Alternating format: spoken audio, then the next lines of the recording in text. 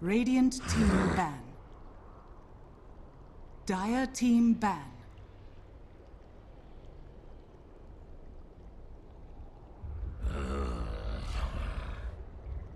Radiant team pick. Dire team Ladies and gentlemen, hello and welcome back to the ESL One Frankfurt qualifiers for the North American region. We're going to be taking a look at a battle between North and South. Tshow facing off against Digital Chaos in what should be an absolutely fabulous game number 2. There was a lot that happened in the last game. A lot of it ended up being somewhat repetitive because I feel like Tshow just kind of ended up putting themselves in a bit of a hole with how their early game went. Again, Lyrical Dota joined by the Wonder Cow. Sir, what was your impression of the last game, if you could sum it up for us? Textbook Okay. from Digital Chaos, and Tshow, the way that they drafted, they should have known that that was coming, but there weren't a lot of good options for them to deal with it other than just outperform in the lane. They didn't, so it kind of spiraled out of control from there, and Tshow are going to give up the Invoker again, and they're going to try a different strategy this time. Also, getting rid of the Nature's Prophet and the Beastmaster, so clearly pushing is on their mind. They do not want to be split pushed down again. Yeah, that was a real pain. They did end up giving over the Invoker again, which is something that I think is maybe a little bit questionable. They played a pretty good game out of it. I do think that in the offlane there, Moo did a whole heck of a lot on that Nature's Prophet. It was really freaking strong. But this time instead, we're going to be seeing them go for a little bit more of like the team fighty lockdown type of heroes. You've got Doom, who's going to be able to run at that mid hero throughout the early stages of this game and then eventually drop on down that ultimate. Darkseer as well, but the immediate answer with the Oracle, that's gotta hurt, playing up against an Oracle with the Darkseer. Just everything gets purged off. Yeah, it's a pain, but to be fair, Oracle's really impactful if you have a very strong Oracle team, not necessarily a very strong individual Oracle player, because he does require a lot of communication and a very strong sense of positioning. Oracle is one of the least successful heroes this patch in professional Dota. Across the patch for just about every team, despite the fact that he has been relatively popular in the second part of the patch. So, just because the Oracle comes out and is able to do quite a bit of purging, does not necessarily mean it will be used to an optimal efficiency. Yeah, most definitely. And, you know, you want to be able to see those sort of big plays in the laning stage where you're able to get off a Fortune's End, but it doesn't always end up working. Maybe Darkseer is able to get away further enough before you're able to release the channeled things. Like, those are the types of things that you need to be a little bit careful about. And I really want to see who they pair up in that lane as well, because one of the other things to keep in mind is that you have the capabilities with the Invoker now of after you end up, you know, going for that purge, then Darkseer is going to be walking that constant speed. You're going to be able to lay down a Sunstrike, and maybe you end up finding the kill. So I do worry a lot about Darkseer in the laning stage, but I think you're right that if you play it well enough, maybe you end up being able to get out of this lane with a decent amount here. Yeah, of course, the other heroes in the draft will make a difference. If there is more from Digital Chaos in terms of lane control, especially hard stuns, maybe a hard stun carry such as Ben or a Chaos Knight coming out, and then an additional hard stun or reliable disable support to come out in a tri lane, so you could be in a lot of trouble. Alternatively, a ranged carry that doesn't have to be within Ion Shell area won't be able to be zoned by Darkseer. There are a lot of responses to this Darkseer available in the pool. Absolutely. Well, for now, at least, we're going to be seeing the Spectre banned out. I think that that's one of those heroes that if you're able to just sort of pick it up with anybody that has that like strong single target lockdown, pretty much somebody's going to die in the game. Like you get a Doom into a Haunt, and then whoever it is really not going to stand a whole heck of a lot of a chance. So I like that. The OD was also taken out a little bit earlier. We've got the Enchantress, no Bambi this time around. Is there any hero that you feel like, I guess neither side has really shown their cards as to what they're going to end up running as a general strategy. Is there something that you feel like you would like to see out of Tshow, given how bad the game ended up going last time? Maybe shoring up their lanes a little bit, or maybe trying to go for like an early pushing lineup or something like that? You know what it comes down to is that they need to be drafting what they're comfortable playing. And remember, they have had 3 player changes over the last, I think, month or 2. So they are still figuring it out, and they by no means were a power player in this region prior to those changes, right? I mean, they're good players, not to take anything away from them, but We've not seen them at a significant LAN. We don't see them coming up into semifinals or finals, even in regional contests like the BTS Americas. So this is a squad that needs to play more to their own strengths than trying to counter opponents, I think, right? They need to make sure that they know what they're doing, and they got to stay out of their own heads to a certain degree. 5 seconds Yeah. remaining. Really easy to theory craft yourself into a hole. Definitely, and like just look at a hero and then try and counter it without necessarily thinking about the general scheme of how you want the game to go. I'm very curious what they end up bringing out here with the Enigma pick. It does feel like DC are maybe playing things a little bit on the greedier side, although it's not easy to sort of punish an Enigma nowadays. I feel like I always feel like the classic answer was the bounty hunter, but now you're in a situation where you're going to be able to, like, you know, potentially kill off a bounty hunter if he shows and starts trying to steal your creeps with an Enigma. If you do have like just a sentry ward on you or a dust, like things could go awry very quickly. Yeah, the bounty hunter is the 7th most successful hero this patch so far, if you count success as whether or not a team wins against more successful teams or loses against. Bounty Hunter's actually been really good this patch. He has been much less picked this patch than in prior patches, but since the Shanghai Major, his pick rate's gone up over the average about 9%, and his ban rate's gone up over 30%. So, you know, it's a hero that's becoming back into the consciousness right now, and players at high-level pubs are very aware of this because he is one of the most popular heroes. I think he's 3rd most popular hero in 5K and above pubs right now. So, certainly a hero that we could see come out in response to the Enigma, but even without him... He has been banned out, but I was saying like that there's nobody else that even really fits with trying to deny out like the jungle. That's sort of the predominant one to be able to work, and even him I don't feel like it works very well. Is there anything else that potentially could like work, or do you just try and run sort of a maybe aggressive dual lane with the Darkseer and then rotate into the jungle? Could run an aggressive dual lane. I don't necessarily think that they need to. They do have a lot of answers to the Enigma, right? I mean, they have... They have 2 ways to cancel from their support. They have a vacuum to cancel that does have a mini stun from the Darkseer. They've got Doom, has not only Doom, but also Infernal Blade. So if you don't catch, literally, if you don't catch every single hero as the Enigma, you probably get your Black Hole canceled. But that's a high bar to set. So his laning phase, now that I see the Bounty Hunter was the first ban of the game. You know, his laning stage should be more or less all right. You don't usually see supports abandon lanes in order to try and hunt down a jungler too extensively, because while you're doing that, you're not getting any experience, getting any gold. And unlike rotating onto a laning hero where you know for sure where the laning hero is, you don't know where an Enigma is. He could be anywhere because you can't. Yeah, absolutely. It's definitely one of those issues, and actually finding him now, especially with the added camps and everything else that comes along with that, it's a real hassle. We do see the Tide Hunter banned out. We're not going to be seeing that sort of double bubble strategy, at least at this point in time. They could go back for a Faceless Void or something crazy like that if they really want to double down on it.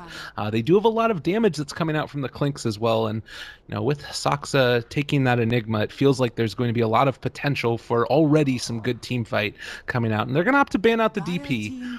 What other sort of high-tier mid-player or mid-hero could we end up seeing? Do you think this could be a Zeus game potentially, or is that too dangerous with the Clinks? Be a Zeus game in that Zeus is going to provide some vision advantage. He should lane just fine into the Invoker, but like you said, the problem therein is the Clinks. The vision advantage that would provide on the map would also help open up space for Gyrocopter when he hits his first Doldrum. Gyrocopter, one of these heroes that peaks really fast and then levels off for like 10 minutes and then hits another peak and levels off. Not a lot of heroes have that ebbing and flowing efficacy in a game. Usually it's some variation of a linear efficacy. Gyrocopter is an interesting hero to try and open up space for. It's a windowing. That's a hell of a word right there you got, by the way. I'm in love with it. Wait, which word? I said a lot of words just now. Efficacy. Efficacy. Yeah. I'm illiterate, I think, so it's good to hear stuff that's high level. Anyways, Puck is gonna come out. just smooth right on past that one. They're gonna go for the Puck, and they do go back for the Faceless Void. Interesting. Puck is a hero who also has been growing in popularity a little bit over the average since the Shanghai Major, but Puck is literally the least effective hero this patch. Only a handful of players are reliably winning with Puck, and most of the time when Puck is chosen, ranking for the team goes down on average. Tshow are already playing into a squad that just has experience as players and really just kind of railroaded them last game. I'm a little worried about the Puck pick because it is a difficult hero to execute as a team. Yeah. Well, the other thing to keep in mind here, though, is that you mentioned it earlier. If this is a comfort hero for them, if this is a hero that they feel like they are going to be able to make moves across the map on, then you got to take it. You really do, even if it's not necessarily the best option. So I am very excited to see what the Sooths here is going to be able to bring to the table. Want to see if Tshow are going to be able to fight their way back on into this game, or if DC are going to be able to pull away with a clean 2-0 sweep. Can do a quick little introduction for these fine folks here. Saksa is going to be on that Enigma. It's going to be Moo playing the Faceless Void. Resolution is going to be playing the Invoker. Weeha on that Clinks. And then last but not least, out here to the side, Misery on the Oracle. And you care to introduce those fine folks on the northeast side of the map? Absolutely. Here on the dire side for Tshow, we've got C4T walking on coals with the Doom Bringer. Tavo is going to be going faster on the Darkseer. Suze is the Fairy Dragon. Puck himself. Bardo is going to be bringing Nightmares on the Bane, and Carlin is taking Gyrocopter for a spin. Oh, wonderful. Look at that set, by the way. He's got, like, a cross right there or something. The Jesus Gyrocopter is going to be moving along the top lane and running into Moo, although I think that they're going to end up backing out. Yeah, it's fine for the moment, but pretty unique set. I've never seen that set. I feel like he's about to take us to Never Never Land. Absolutely. Michael Jackson's domain. So is there any team in particular that you favor going into this one as far as ease of execution go, as far as sort of the team fight potential, and just generally who do you think is going to win the game here? I think the draft synergy from Tshow on paper is much better. But I think for Digital Chaos, they've demonstrated that they're just, as a team, more cohesive, better communication. So I would lean toward Digital Chaos in terms of my overall belief, but in terms of draft, I do think Tshow have that synergy. Mm-hmm. Well, and Gyrocopter and Puck both picking up the bounty rune, so a pretty nice little start there for Tshow. They're going to be able to put themselves in a pretty nice start to this game. As far as the mid matchup goes, is there a particular side that you favor? Do you think it's going to come down to the rotations? What are your thoughts there? So, Puck tends to like to play into heroes that don't run bottles because he controls the room much more easily, and he is a spammer. Puck is one of the heroes that, in terms of lane control, actually does just a little bit better than Invoker. He's a little bit less likely to die, and he, on average, gets 1 or 2 more creeps by that 10-minute mark. Even lane. One thing I will say is on rotations, Puck is much harder to kill with a rotation, whereas Invoker tends to be an easier. Absolutely. And I think that that's something that we're going to need to keep in mind with this Doom here, although he is already going to start this off. Wow. Oh my god, this might end up being a quick early kill. Can they find it? Need one more hit, but they're not going to be able to hit Sunstrike from afar. Invoker takes first blood. Resolution doing things big right at the start. It's that level of communication we were talking about. Resolution walking in and ready not only with that map awareness, but Misery just absolutely aware of what a Doombringer is going to fall back and do here for the first couple of levels. Really just willing to go out and get it done. You don't see that very often, the single support aggressive rotation onto the offlane camp, because there's... Well, and you recognize it's partially also because, like, Darkseer's over here in the jungle. They realize that Doom's gonna be over there as well. It's pretty hard, I think, to stand up to this lineup. By the way, Resolution falling a little bit low here. He's gonna be battling slightly. Can he actually hit another Sunstrike? That'd be pretty big, but is gonna end up solving up. So no chance for it. Pretty even start to this game. Moo's gonna heal back up as well, and after that first kill, it looks like things are gonna slow down a little bit. Yeah, also that first kill did come down a little bit of misfortune for C4T because he was not able to get a creep with an armor aura. That, camp, if he was able to get like a Wild Wing Ripper or something, the right clicks from Oracle would not have done nearly as much damage, and he probably would have killed. It's one of those little things that ends up making a big difference for the lane phase. Well, and again, over here, Tavo doing his best on the Darkseer. You're going to have the rotation that comes in now as Saksa is going to be trying to zone out C4T. They're going to trade hits in the middle lane as well, and everybody's kind of living on the edge at this point. Is pushing themselves to the very limit. Tavo's actually going to have to run away. Is he going to die to this? Oh, this is dangerous. Do not end up accidentally killing yourself. Yeah, well, fastest way back to the fountain, right? I guess. Yeah. He didn't buy out works. before he died, so he did lose half of that creep's value just from that moment. Yeah, Even that if he had hurts. gotten it before he died, probably not worth it in that case. But I just want to point out something that Sasuke was doing over on this hill when the Doom rotated in with double damage. He had 2 of his Eidolons up on the high ground to provide vision. So the Doom was waiting on the high ground, and Enigma could see it the whole time. Just really nice micro. So once again, one of those little things that you kind of revel in when you see players doing it. Oh, Sooth's almost getting killed off there by the Sunstrike, but with the bottle coming out to him, he is going to be able to heal a little bit more, and that was Resolution's potential option to kill him, and didn't end up quite working out, unfortunately. So this is where things get a little bit more scary, I feel like, almost, in the mid lane, is Rezo. Yeah, no, I'd agree with that. This is the stage where Puck is going to be doing the best into an Invoker, and as Invoker gets up a couple of his quas for the regen sustain and some more damage from Exhort, he will start to catch up a little. But look at where Suze is. He doesn't have an orb for jaunting away either anymore, and Oracle's coming in. Yeah, they've got heroes that are rotating in. You mentioned it. He's not got it for another 3 seconds about. Can they find it? They end up being able to get that off, and he is going to try and run away there. Does manage to find his way out.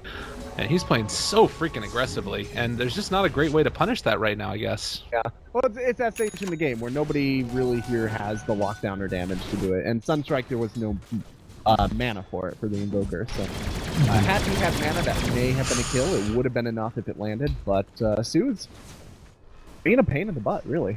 Yeah, a little bit. He's definitely messing around. Oh, a nice little orb dodge there. They're got the turnaround here. He's actually using his orb offensively, and it's going to end up being able to go down. They find the Sunstrike. Resolution dropping a little bit low. They do have the Surge now. C4T is going to try and right-click Rezo, but not going to be able to find the kill. Unfortunate.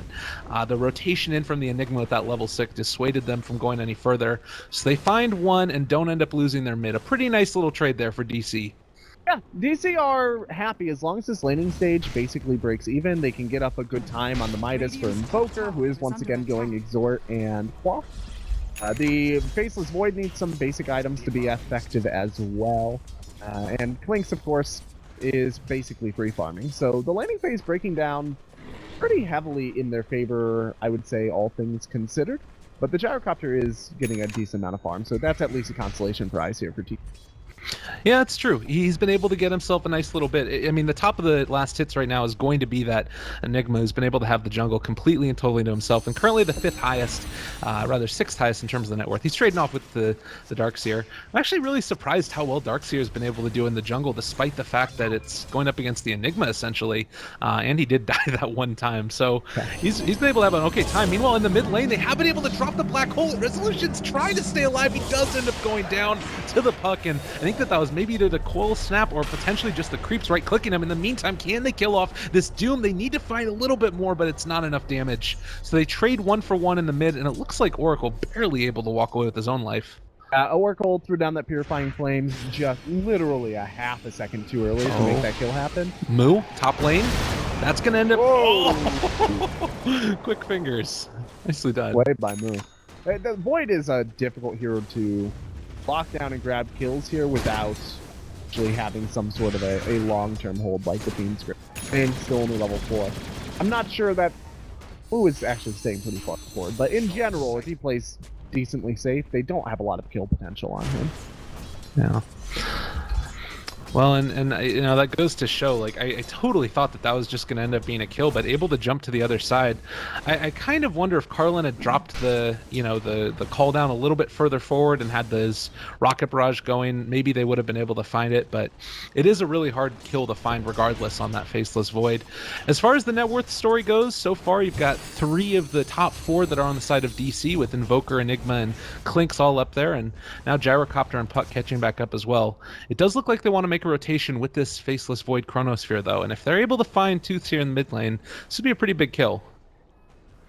Do they have the lockdown to make this kill happen, though? It's a problem. They have a Chronosphere, so if they have the damage through the duration of Chronosphere, but Puck is gone.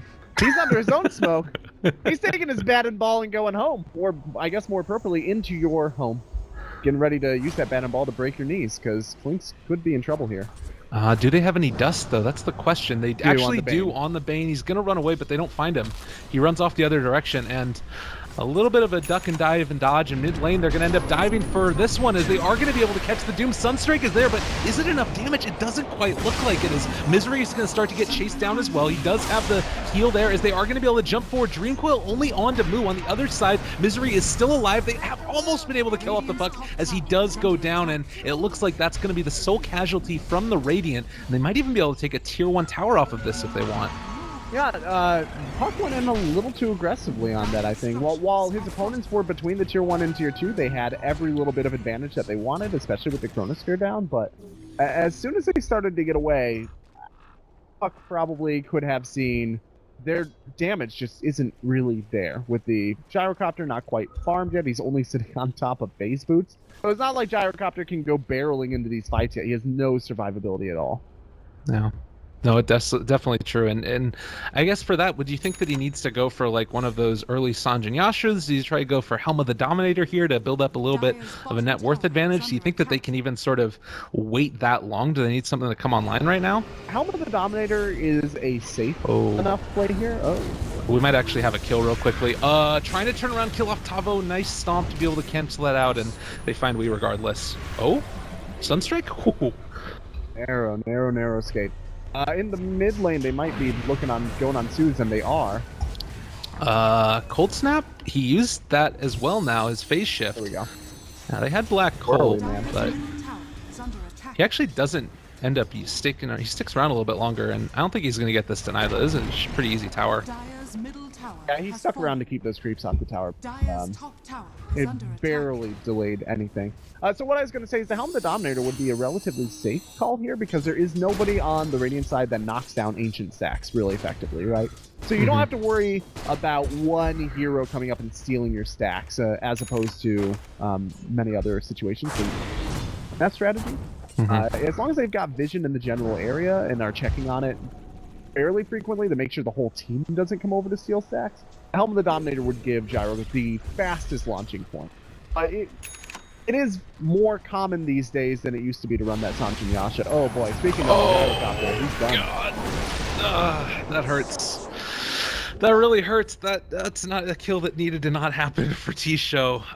A quick and easy pick right there for Weeha, and I don't know. This is if you find pickoffs like that in your jungle, it just can't happen, I feel like, if they want to be able to win this game. They are going to chase now after Misery, and with the Dream Coil committed, they do find that kill, but that is so much for that one. And now they're going to end up turning this back around. Doom has been dropped onto Enigma. Going to chase here a little bit further forward. They do have the Chronosphere. Going to catch onto 2. Oh no, this is going to be a problem. Sunstrike is going to go onto Tshow, and now, can they find anything else? There's going to be the Fiend Script onto Wee, trying to bring him down pretty low. They do have a lot of damage that's coming out. The Silence as well, and they find the kill with the Brain Step coming out from Bardo. The puck got the last hit, but still they kept alive. Well, I guess that's not really worth it. They only got 1 for that, and the Chronosphere was dropped. Oh yeah, that was great for Tshow. It wasn't very smoothly executed, but the end result was fantastic for them. The only hero that lost gold on their team was the Darkseer, and all things considered, they swung about 1,100 in their favor, which at 11 minutes is a pretty decent swing. Absolutely. It looks like Gyrocopter's actually going to be going back for drums at this point, or at least the casual bracer is feeling like he needs to be a little bit more potent right now. Well, he did go for the Aquila, so getting the Aquila, and that Aquila actually came out a little bit later than you would expect anyway. Right, so running into Aquila drums build implies that they are going to try and group up and do a lot of team fighting. That makes a decent amount of sense considering how much AoE they have. They've got Vacuum Wall, into Dream Coil, into Call Down with the splash damage from the Black Cannon. They've got Orb, a Illusory Orb, they have Waning Rift, right? They do pretty well when opponents are grouped up and ready to be knocked over. That being said, as we are going to see the top tower, or rather bottom tower already go down, and the top tower as well, you don't actually have any points right now for Enigma in the vacuum. You just got the first one right here, so it might end up being a little bit of an issue. Enigma actually ends up being able to get the tower destroy, and now you catch 2 as well. Oh, they've already got him with the black hole, and if they need to, they can even drop a little bit more onto him. That's 2 dead. Oh, that was not the TP. You cannot be letting that happen. If you are going to TP that far forward, your allies cannot be standing in the event horizon of a black hole. from that Enigma. Like, there's no excuse. There's no blink coming in there. Enigma was literally just standing there in advance. T-Show's... That's one of those things that I was talking about to start the game, where T-Show's communication does not always seem to be really on par or up to the bar that we are setting.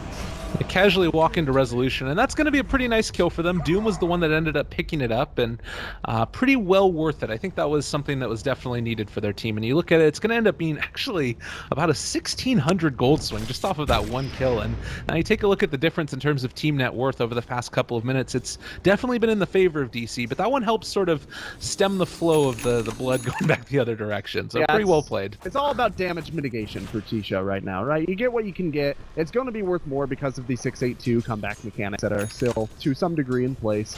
Kills are worth quite a bit at this stage in the game, especially when you are pretty far behind and you are towers behind. That's the biggest factor for this stage in the game for that AoE comeback gold is, are the kills that you're getting being influenced by a tower gold differential and not just a kill gold differential? Mm.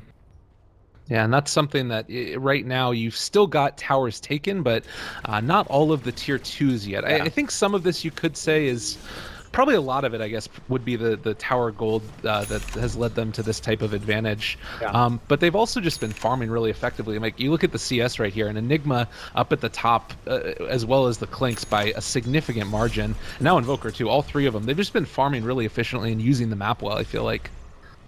Yeah, no, they have been doing a good job of maximizing their input or their economic gain based on the amount of control that they've been able to take, right? They're not sitting on their laurels and hanging out on their own side of the map after taking tier 1s. They're annexing territory, and that's really what DC did last game as well that led to such a decisive victory. And it breeds confidence to me, is really how it feels like. Not only have we been able to take objectives, but we're confident that we'll react in time if one of our allies gets picked on. We'll be able to make sure that we get everything working. Oh, well, they've already committed the Dream Coil here. They don't have Black Hole for this. This could actually be really bad. They dropped the Chronosphere, but there's still a lot of damage on the other side. Invoker already killed off the puck, though, and now turning back around, they are going to lose the Enigma at the end of the day, and I think that Moo might go down as well, as he is going to end up getting Fiend's Grip. So a nice combo there as they rotated in several heroes, and unfortunately, the rest of the damage, the rest of the control was not quite enough to be able to turn that one around for DC. Do they find Weeha? It doesn't look like it for the moment. They've actually dropped down a Nightmare on the other side. Are going to be able to jump onto Resolution, but the turnaround is right there as well with the strength. Vacuum back onto 2. They've been able to get off the False Promise, though, and keeping Rezo alive. This could be really bad for Tshow. The disarm is there as well. Do they have enough damage? They end up losing Rezo. One last shot there from Weeha ends up finishing off the Doom, and it looks like Misery might go down as well. So 4 already. 1 more to follow as he ends up getting parked in this way by a creep, and that's going to be a full team wipe. Really well played by Tshow. Yeah, that's exactly what Tshow wants, right? They do have to worry about a little bit of AoE synergy coming out of DC, but there's a lot more AoE synergy coming out of Tshow. Whenever they can take those like 4 or 5-on-5 fights, they should come out ahead, even with a decent gold disadvantage, which is now shifted. It's cut by half, basically, after that fight. So they're pretty much back in this game on that 1, maybe positional disadvantage from DC. God, that was really good. I feel like that's sort of the impetus here for them to be able to make something else happen. And at 16 minutes into the game, if you've been able to bring the net worth lead down and, you know, go to about 3,000 or so roughly with difference in earned experience at about 2,500, this is a pretty great spot for them. I feel like they're at least now in a capability to take this type of fight, and they're gonna at least, I guess this is just a nightmare to be petty for the Bane as he walks away. Yeah, he TP'd out of there, right? So yeah, he did. Nightmare to make sure that he doesn't get hit with a time lock. Yeah. That safety valve, Nightmare, I guess. It's definitely. Moo is pretty far forward here, though. I guess he feels safe because everything was used in that last fight, but Doom's ult is up in 4 seconds, and no way for Moo to be confident that he's not being... He is going to TP away. Yeah.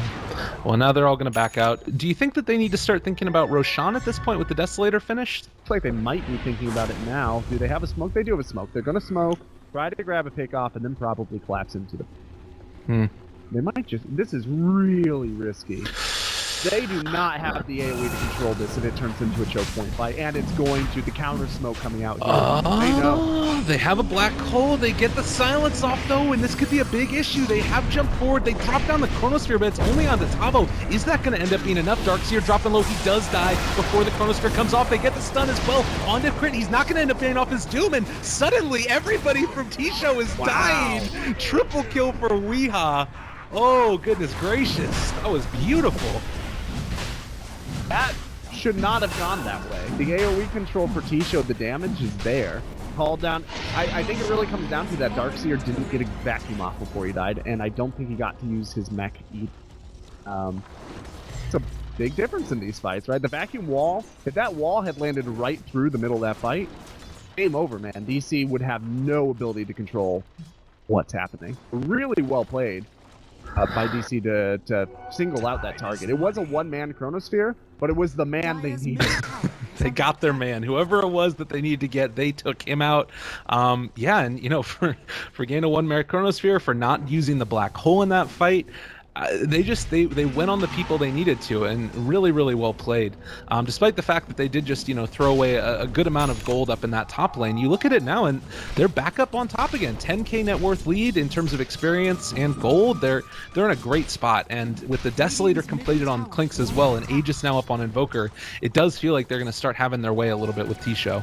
Yeah, the problem with this Drums Aquila build is that there's some armor on it, but after the Desolator, he's only going to have like 12% physical damage resistance, which is, ideally, in a perfect world, you want all of your heroes, especially your core heroes, to at least have the same physical damage resistance, but they have magical damage resistance. That 25 base. Tavo? Oh, nice awareness right there in the bottom lane. You talk about it right there. He had, you know, the 9 armor. It helps out a lot against that Desolator, and he almost ended up going down to the Sunstrike, but backed out at that last second. Meanwhile, over here on the side, they drop down the call down for Moo. They're going to turn it back around with the Chronosphere. Do they have actually enough damage? The Sunstrike's already been used, and only Misery is here, as well as the Black Hole. It's going to come out. It doesn't actually catch Bardo, but Carlin might be enough for them to take this one. There's going to Sunstrike on the other side. They find the kill onto Bane, and it looks like they are going to lose that Gyrocopter as well. So it didn't look pretty for a moment, but they ended up making it work by the end. Resolution is a monster on this Invoker. I cannot believe they didn't ban this out. He has been just sunstriking for days through both of these series, right? There's no there's no way Tshow will make that mistake again if they are forced to go into a game 3. Oh, which is looking increasingly unlikely. Puck almost went down there, was able to escape at the last second, so he's good for the moment, but in the meantime, with still 15 seconds before Gyrocopter comes back up, they are pressuring this top tier 2 very heavily, and it looks like it's going to fall uncontested. Yeah, still a lot of summonables. Well, Moo is up front and center. He is not going to die to this. Vacuum onto 4. No wall has been dropped in. Tavo just gets destroyed. They might think about running back in here. What is going on, though? They didn't have their carry with them. Yeah. Oh. That was a weird time to decide to engage for those two. Yeah. To put it lightly. That was not the best. Yeah, Dota's a team game, guys. It's not pairs tennis. You gotta have 5. Especially when you drafted the 5-man fight, right? They've got big AoE ults from a lot of their heroes, a lot of splash damage coming out from even the ones that don't. And now oh my god, look at that damage coming out from Wee. He's just so strong, and they're gonna jump for it, but the alacrity up Weeha is just doing too freaking much, and is gonna be able to take this one on out as well. They throw out the Illusory Orb. Everybody's back there. That's actually gonna be a 4-person catch in the vacuum wall, and everybody's dropping really low. Saska's gonna go down. Rezo's gonna go down. That's 4 heroes. The Aegis already popped. Can they get another one here? I think that Rezo might be able to walk away, ghost walk out, but no, there's the dust, and he is gonna end up falling here in a second. There's going to be the Fiend's Grip committed, and already gonna be a 3,400 gold swing, a little bit more off the back of that Rezo kill. A little too far forward, but they get Elena Rax. Yeah, 5,300 is not what you want to be giving away right now, but they still have an 8,000 net worth lead after the net worth chart updates that, right? And they also got Elena Rax. It's not the worst trade that DC could have possibly made. And once again, I was talking about this last game, but a lot of teams get off to this sort of start, and then they're unable to really just force an objectives engagement on the high ground. They taper off. DC are not wasting any time making sure that they at least take some objective advantage while they know they have the advantage. They're not going to tarry, they're not going to linger, and they're going to make sure that they get in and sow the seeds, right, for future success. Yeah, absolutely. And they need to sort of do that off the back of, continuing to take objectives when Roshan is back up again. Do you think that they can try and push before that happens, or do they just try and sort of secure map control at this place, at this pace, and put themselves in a position to take that later? I'm sorry, I didn't quite catch that. You broke up a little bit for me. Oh no, I broke up. I'm sorry, man. Do you need to try and make a move across the map and find pickoffs at this point by taking over map control, or do you think that they can try and push high ground before that happens again, or maybe just clear out the tier 2s?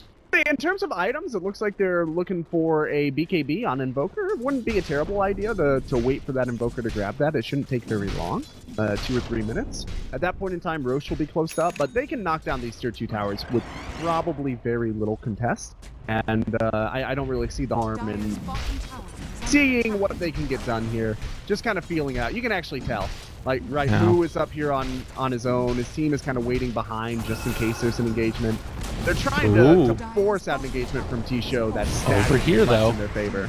They've caught Mu at least, and they end up being able to get the false promise off. Black Hole is available, but Tshow low. He gets it onto 3, but he might not survive it with the BKB there. He's actually going to be able to live through it. He does end up dying there in the end, but already killing off 3, and the doomed Mu is just chasing after the puck. Come at me. They've already killed off the Bane as well, and now on the other side, can they finish off the puck? He's running over the other direction. My goodness, my camera is losing all control of itself. He popped the Chronosphere just to finish off the puck, because why not? At this point, 5 heroes dead, but more importantly, Barrack soon to go down, because Weeha is a monster, and GG ends up getting called. DC take game number 2.